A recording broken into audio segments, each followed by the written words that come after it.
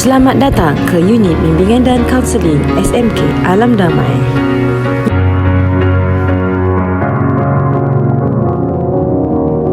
SMK Alam Damai yang terletak di Ceras ini mempunyai unit bimbingan dan kaunseling. Unit ini sangat membantu murid-murid di sekolah dalam menyelesaikan pelbagai masalah. Sekolah ini, bilik unit bimbingan dan kaunseling terbahagi kepada 3 bahagian, iaitu bilik santai, bilik kaunseling kelompok dan bilik kaunseling individu.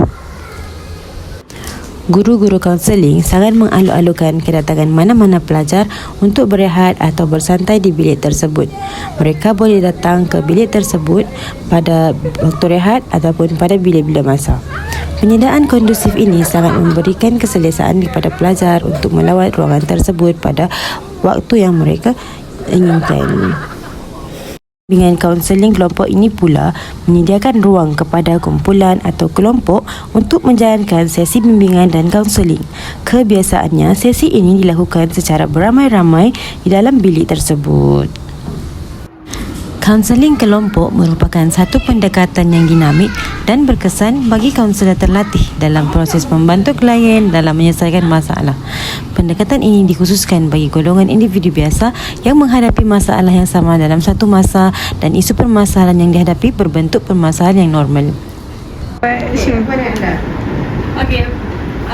Pandangan saya, bilik kaunseling ini dapat memberikan kesan yang positif dari segi persekitaran kepada semua pelajar. Tak kisahlah pelajar tu bermasalah ataupun tak, tapi dia still boleh dapat memberi perasaan yang positif. Bilik kaunseling individu ini kebiasaannya digunakan kepada seorang klien dan kaunselor sahaja, iaitu guru dan murid. Sesi kaunseling tersebut hanya dilakukan antara kaunselor dan klien. Hal ini kerana ia bertujuan bagi menjaga privasi dan demi menjamin kesejahteraan emosi pelajar. Di ruangan ini juga terdapat fail-fail pribadi murid, aktiviti ataupun dokumen-dokumen yang berkaitan seperti inventory diletakkan di ruangan ini. Laporan-laporan aktiviti lepas juga diletakkan di bahagian ini.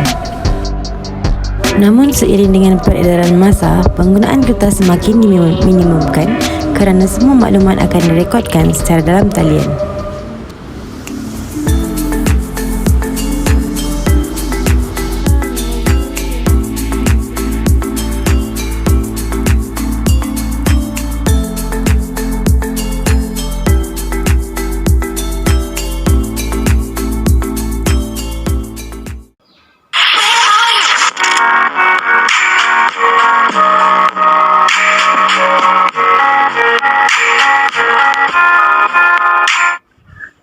Assalamualaikum warahmatullahi wabarakatuh. Nama saya Miftahul Jannah binti Zulkifli, nombor metrik 2212563. Saya merupakan pelajar Diploma Pasca Siswazah Pendidikan Islam di Universiti Sains Islam Malaysia dan kini sedang menjalani latihan mengajar di Sekolah Menengah Kebangsaan Senawang. Baiklah, sebelum saya menceritakan berkenaan ciri-ciri GBK iaitu guru bimbingan dan kaunseling, suka untuk saya menggariskan dahulu berkenaan peranan seorang kaunselor ataupun guru bimbingan. Peranan yang pertama yang saya ingin gariskan iaitu penerimaan tanpa syarat. Bagaimana penerimaan tanpa syarat? Iaitu klien yang datang pasti dipenuhi dengan pelbagai masalah. Kita sebagai seorang kaunselor perlu menerima klien tanpa kita judge ataupun tanpa kita menilai seorang klien tersebut. Dan yang kedua adalah seorang kaunselor perlu bersikap empati, bukan simpati. Apa yang dimaksudkan dengan empati? Empati adalah seolah-olah kita seolah-olah kita menjiwai atau merasai perasaan klien tersebut. Ciri-ciri guru bimbingan dan juga kaunseling. Baik, di sini saya dua orang guru bimbingan dan juga kaunseling di Sekolah Menengah Kebangsaan Senawang. Guru yang pertama iaitu Cikgu Huda. Apa yang saya dapat daripada Cikgu Huda, ciri-ciri yang beliau miliki adalah yang pertama iaitu beliau berkebolehan untuk meyakinkan klien tersebut. Yang kedua, beliau bersikap penyayang dan lemah lembut. Bagaimana bersikap penyayang ni? Beliau melayan klien dengan baik, menyebabkan klien tersebut berasa senang, berasa suka ataupun berasa selesa untuk berkongsi masalah mereka. Ciri guru kaunselor Cikgu Zarina, iaitu guru yang kedua, beliau seorang good listener ataupun pendengar yang baik. Beliau mempunyai keupayaan untuk mendengar dan menafsir maklumat-maklumat yang diterima. Kemudian Cikgu Zarina ni juga dia mempunyai sikap ingin tahu. Dia sentiasa melayani klien dengan baik. Kemudian Cikgu Zarina ni juga dia sentiasa bagi peluang untuk klien menceritakan masalah mereka. Okey, yang kedua, yang pertama tadi good listener, yang kedua adalah pengetahuan dan kemahiran beliau. Okey, beliau sentiasa menambah baik pengetahuan beliau dari segi teori dan juga teknik. Baiklah, jom saya ceritakan berkenaan kemahiran kaunseling yang terserlah oleh guru tersebut. Saya mahu menekankan berkenaan Cikgu Zarina. Cikgu Zarina ini dia memiliki ataupun dia menggunakan teori REBT, iaitu Rational Emotive Behavior Therapy.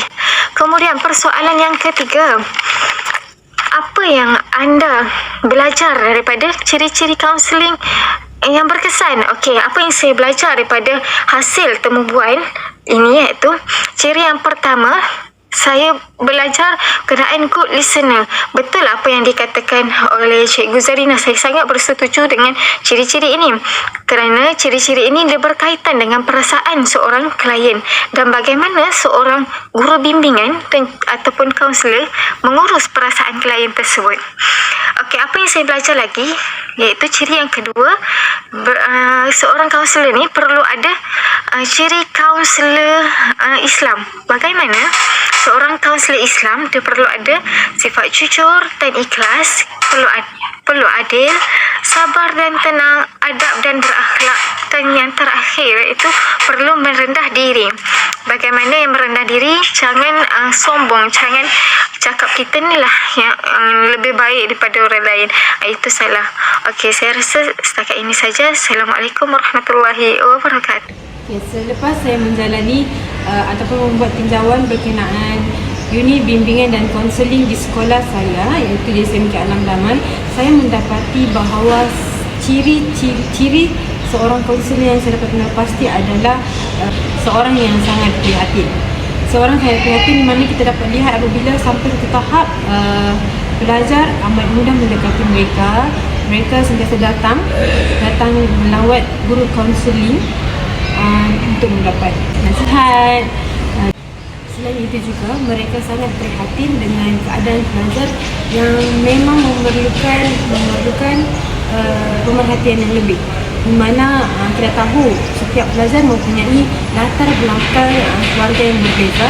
Oleh kerana itu mereka mengambil inisiatif untuk berjumpa sendiri dengan guru kaunseling yang ada di sekolah untuk mendapatkan pandangan, untuk mendapatkan semula semangat untuk belajar di sekolah. Jadi walaupun saya ni bukan guru kaunseling, tapi daripada sifat ciri daripada guru kaunseling itu kita dapat untuk contohilah untuk kita gunakan pula untuk student kita pada masa depan. Jadi sekian, terima kasih. Sekarang ni saya sedang menjalani latihan praktikal, latihan mengajar di sebuah sekolah di Ceras, iaitu Sekolah Menengah Kebangsaan Ceras Jaya.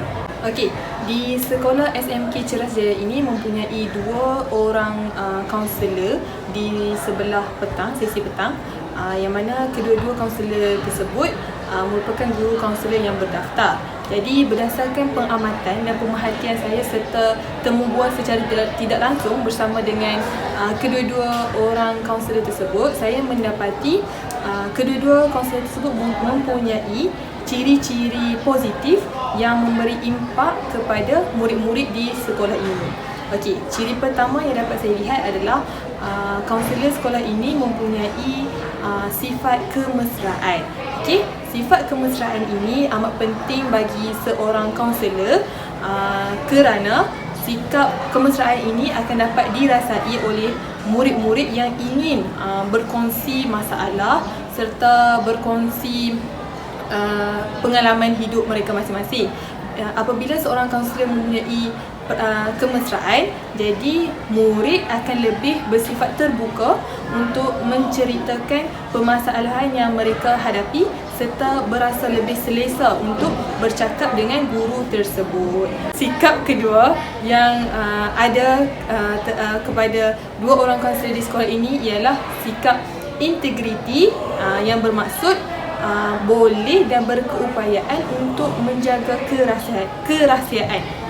Okey, yang mana kita sedia maklum bahawa seorang kaunselor memang sangat penting untuk menjaga kerahsiaan dokumen-dokumen yang telah diperolehi ketika melakukan sesi bersama murid di sekolah masing-masing.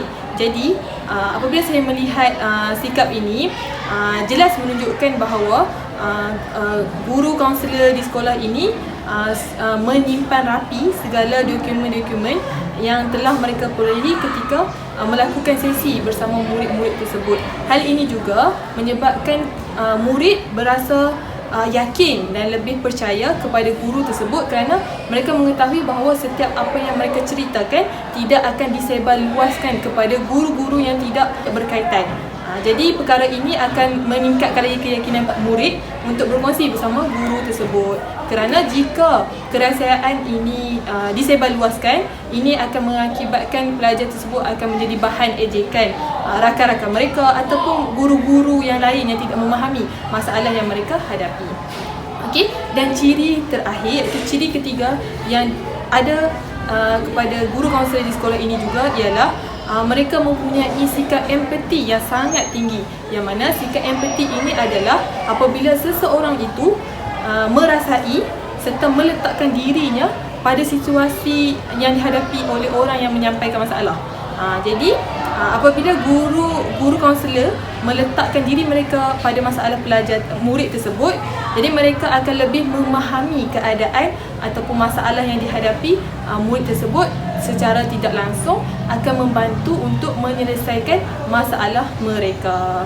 Okey, jadi apabila melihat kepada ketiga-tiga ciri tersebut, kita dapat lihat bahawa kaunselor di sekolah ini sangat membantu serta memberi impak kepada murid-murid di sekolah SMK Ceras Jaya. Jadi itu sahaja daripada saya. Terima kasih. Assalamualaikum warahmatullahi wabarakatuh. Okay, sepanjang saya menjalankan praktikal ataupun latihan di sekolah ini, saya mendapati guru kaunseling di sekolah saya ini, guru bimbingan dan juga guru kaunseling ini, mereka mempunyai ciri-ciri yang sangat bersesuaian sebagai seorang kaunselor, dan mereka juga adalah seorang kaunselor yang berdaftar. Antara ciri-ciri mereka adalah mereka sangat menghormati harga diri dan juga maruah diri seorang klien ataupun seorang murid tersebut. Di sepanjang saya duduk di sini, saya nampak dan juga jelas di pandangan saya, mereka ini apabila seorang murid itu mempunyai masalah, mereka akan cuba untuk membantu seorang klien ataupun seorang murid itu menyelesaikan masalah yang dihadapi. Mereka sangat tidak prejudis terhadap murid tersebut, walaupun murid tersebut daripada pelbagai kaum, daripada pelbagai latar belakang, daripada sosioekonomi dan sebagainya. Mereka sangat cuba untuk membantu murid tersebut untuk menyelesaikan masalah yang berlaku. Seterusnya, ciri-ciri yang seterusnya adalah guru kaunseling ini dia mempunyai pengetahuan yang luas tentang ilmu kaunseling dalam membantu murid tersebut menyelesaikan masalah mereka, dan mereka ini mempunyai satu ilmu yang sangat baik tentang cara membina hubungan dengan pelajar tersebut. Seperti contoh, sekiranya murid tersebut mempunyai masalah, guru kaunseling tersebut dapat mengesan masalah yang dihadapi oleh murid itu melalui daripada tingkah laku, daripada gerak-geri badan, Dari di sini saya melihat guru kaunseling ini, mereka ini mempunyai ilmu yang pengetahuan yang sangat luas. Dan sebagai seorang guru kaunseling yang berdaftar, seharusnya mereka akan cuba untuk menyelesaikan masalah murid tersebut daripada setiap aspek yang mereka hadapi. Tak kisah daripada segi masalah family ataupun pembelajaran ataupun cita-cita yang murid tersebut hadapi. Guru kaunseling dan juga guru bimbingan ataupun guru kaunseling tersebut cuba untuk membantu murid ataupun klien tersebut. Dan di sini kita dapat melihat bahawa guru tersebut mempunyai integriti dalam menyimpan rahsia murid ataupun klien tersebut, sebab kita tahu apabila seorang murid itu menceritakan masalah, mereka tidak mahu masalah tersebut tersebar kepada sesiapa. Itu sahaja daripada saya. Sekian. Assalamualaikum warahmatullahi wabarakatuh. Sekian sahaja daripada kumpulan kami. Assalamualaikum warahmatullahi wabarakatuh.